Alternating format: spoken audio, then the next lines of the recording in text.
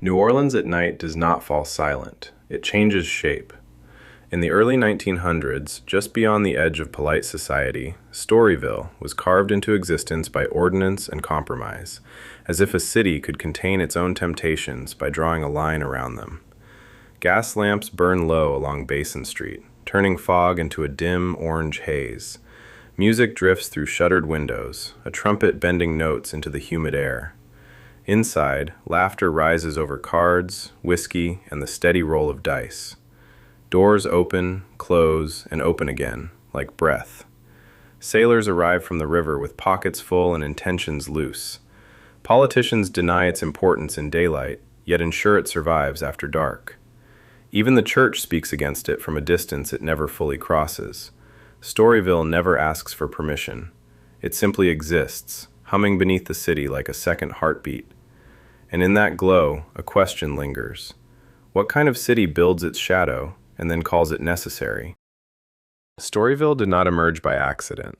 In 1897, New Orleans officials faced a city already pulsing with gambling halls, brothels, and riverfront chaos they could not control.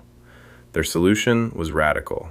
Contain it, draw boundaries, name it, and, in doing so, attempt to govern temptation itself.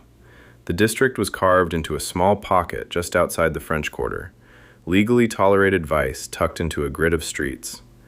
It was framed as order through limitation, a civic experiment dressed as pragmatism. But the idea carried an irony from the start. By concentrating what the city claimed to restrain, Storyville became more visible, more profitable, and more deeply woven into the fabric of New Orleans than its creators intended. It was not simply a place of vice. It was a mirror, reflecting the city's contradictions back at itself, polished in gaslight and noise, where law and desire agreed to share the same address. Storyville's geography was deliberate, almost surgical. It sat just outside the French Quarter, bordered by Bourbon Street and a network of blocks that formed a contained world of saloons, cribs, and ornate houses. The city believed distance would create control, as if vice behaved differently when mapped on paper. At the center of this design was Alderman Sidney Story, whose ordinance limited prostitution to a defined district. His name, unintentionally or not, became attached to the place itself. What began as regulation became identity. Within its boundaries, rules existed but rarely felt firm. Houses were licensed, women registered, and signage regulated, yet enforcement bent easily under influence, money, and politics. The district functioned less like a cage and more like a pressure valve. Storyville was never isolated from New Orleans. It was threaded into it, supplying revenue, entertainment, and tension. A place officially separate, yet always part of the city's pulse beneath the surface. Within Storyville, the world divided itself into tiers of spectacle and survival. At the top stood the grand maisons, lavish houses where chandeliers glowed over velvet drapes and music drifted through polished rooms. Below them, smaller cribs lined narrow streets, each one a private economy of exchange and endurance. Madams ruled these spaces with businesslike precision, managing workers, clients, and reputations with an eye for survival rather than sentiment. Some became legends in their own right, their names whispered across saloons and rail yards. To outsiders, it was scandal. To those inside, it was structure. A system built on rules that were rarely written down, but always understood. The blue books circulated like guidebooks to temptation, listing names, addresses, and specialties with unsettling normalcy.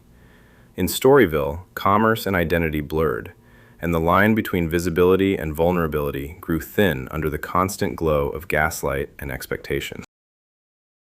Storyville's true legacy was not only vice, but vibration. In its brothels and saloons, music was never background. It was the engine of the night. Pianists bent ragtime into something looser and more dangerous, where structure gave way to improvisation and the room itself seemed to sway in response. Among those who passed through was Jelly Roll Morton, who claimed Storyville as a birthplace of jazz, shaping performances with both swagger and precision, turning chaos into something that could still be called music. The district rewarded that kind of invention. In those same streets, a young Louis Armstrong absorbed everything, sounds spilling from open doors, rhythms bleeding into alleyways, silence and noise trading places without warning. He learned that music was not just played, but lived. Storyville did not invent jazz outright, but it gave it oxygen in the dark, where it could stretch, fracture, and become something the world had never quite heard before. Storyville was never just a district of pleasure. It was a district of arrangements. Behind the music and lantern light, power moved quietly through favors, protection, and selective blindness. Police patrols rarely felt random.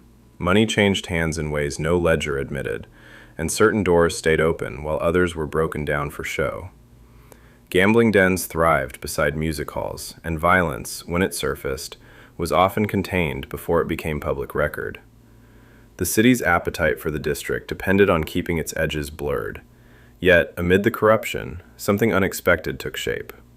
Photographer E.J. Bellocq preserved portraits of Storyville's women not as symbols, but as people suspended between performance and private life. His glass plates caught expressions neither fully posed nor fully revealed. In those images, the district stops moving. It looks back. And nothing in Storyville ever truly stays still once it has been seen, even now. By the 1910s, the tolerance that once held Storyville together began to crack. Reformers argued it was a stain on the city's image, but the real pressure came from a shifting nation preparing for war. The river no longer carried only sailors and trade, but soldiers moving toward a global conflict that demanded discipline, not distraction. Under Woodrow Wilson, federal concerns grew sharper. The U.S. Navy declared that prostitution districts near military ports threatened readiness and morale. New Orleans, suddenly viewed through a national security lens, found its local experiment becoming an embarrassment.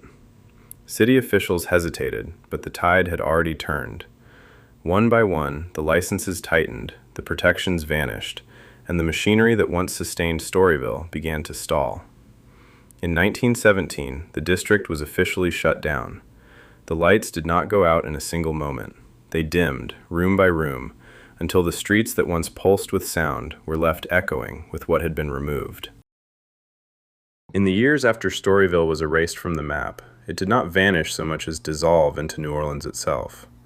Buildings changed, names faded, yet something of its rhythm stayed behind, carried in the air along Bourbon Street and beyond. Jazz moved out with the musicians who once filled its rooms, spreading upriver and into cities that had never seen its birth. What was once confined became a language far larger than the district that held it. Today, nothing of Storyville remains standing in full, but the French Quarter still feels its absence, as if the city remembers a door it never fully closed. Some places are not preserved in stone. They survive in sound, in story, in the space between memory and denial. Storyville ended, but its echo never learned how to stop.